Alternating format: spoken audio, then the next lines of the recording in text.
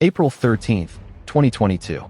The Moskva, Russia's Black Sea flagship, 510 feet of Cold War firepower, burns in the darkness. Her crew abandons ship. By dawn, she's gone. Sunk not by a rival navy, but by Ukraine, a country that barely has a navy. This is the story of Russia's most humiliating naval defeat in modern history.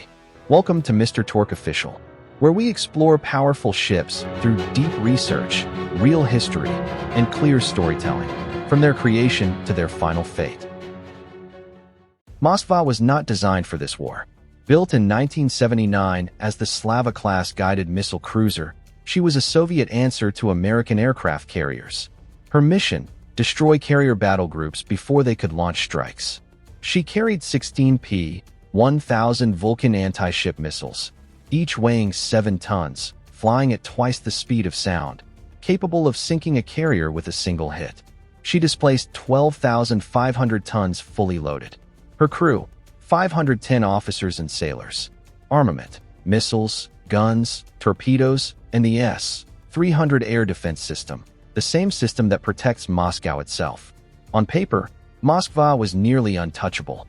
She became the flagship of Russia's Black Sea Fleet in 2000. She enforced naval blockades during the 2008 Georgia War.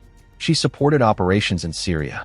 By 2022, she was aging but still Russia's most powerful surface combatant in the Black Sea. And when Russia invaded Ukraine in February 2022, Moskva led the naval assault. Russia's strategy was simple: blockade Ukraine's coast, cut off resupply, bombard cities from the sea. Moskva positioned herself south of Odesa, launching caliber cruise missiles at Ukrainian targets and enforcing a no-fly zone over the northwestern Black Sea. Ukraine's navy was non-existent. Most vessels were scuttled or captured in Crimea in 2014. What remained were a few patrol boats and a dream. But Ukraine had something Russia didn't expect: Neptune anti-ship missiles. Developed secretly after 2014, Neptune was Ukraine's homemade weapon. Subsonic, sea-skimming, radar-guided, with a 300-kilometer range. Russia knew they existed. They didn't think Ukraine would dare use them against Moskva. On April 13th, Ukrainian forces tracked Moskva operating roughly 100 kilometers south of Odesa. The decision was made: launch the Neptunes. April 13th, 2022. Evening. 2 Neptune missiles launched from the coast near Odesa. Flight time: approximately 6 minutes. Neptune flies low, less than 10 meters above the water, making radar detection difficult.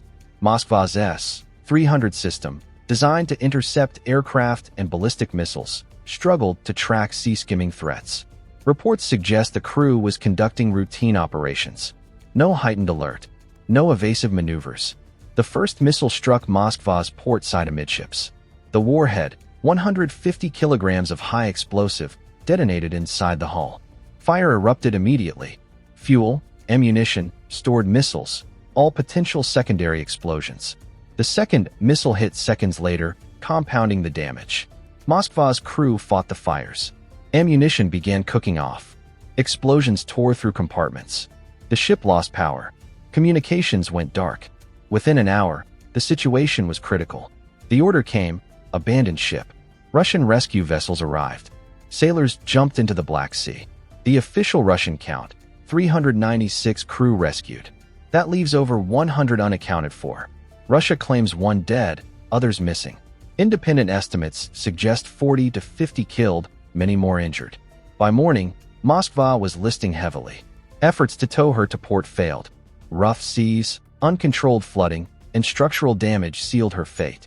On April 14th, Moskva capsized and sank, taking with her Russia's naval prestige.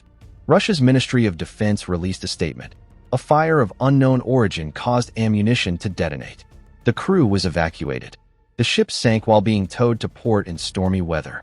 No mention of missiles. No mention of Ukraine. Just a tragic accident. But the evidence told a different story. Ukrainian officials confirmed the Neptune strike. U.S. intelligence corroborated. Moskva was hit by Ukrainian missiles. Satellite imagery showed the burn pattern consistent with missile impact, not internal fire. This stormy weather excuse fell apart. Sea conditions were moderate. Russia maintained the lie. State media blamed incompetence. poor maintenance, smoking sailors. Anything except the truth. Ukraine, with no real navy, had sunk Russia's flagship. Moskva's sinking was a strategic and symbolic disaster for Russia. Strategically, it crippled the Black Sea Fleet's offensive capability. Moskva provided air defense for the entire fleet. Without her, Russian ships pulled back, staying farther from Ukraine's coast, reducing their effectiveness. The blockade weakened. Ukraine eventually reopened grain export corridors. Symbolically, it was catastrophic. Moskva was the flagship. Her name meant Moscow. Losing her was like losing the Kremlin at sea. Russian naval pride, already bruised by decades of decay, took a blow it couldn't spin away. For Ukraine, it was a morale victory that echoed globally. A country fighting for survival had struck back, hard. Neptune, Ukraine's own missile, had done what NATO equipment hadn't yet, sunk a Russian warship. Moskva lies 50 meters down in the Black Sea, her hull broken, her guns silent. She is the largest warship sunk in combat since World War II. She proved that modern anti-ship missiles, even from a smaller military, can neutralize heavy surface combatants. Russia never recovered another ship like her. The Black Sea Fleet, once a projection of power, became cautious, vulnerable. Ukraine's success inspired further strikes, drones, missiles, special operations, that continued degrading Russian naval assets. Moskva's sinking also reshaped naval doctrine worldwide. Navies studying the war learned. Surface ships without adequate defense against sea-skimming missiles are floating coffins. Air defense must adapt. Ship design must evolve. And for Russia, Moskva's wreck is a reminder that wars are not won by legacy alone. Ukraine didn't have a navy, but they had ingenuity, courage, and 2 missiles. That was enough. 510 feet of Cold War steel. Russia's flagship, sunk by a country with no navy. Moskva didn't just sink. She took Russia's Black Sea dominance with her. This is Mr. Torque Official.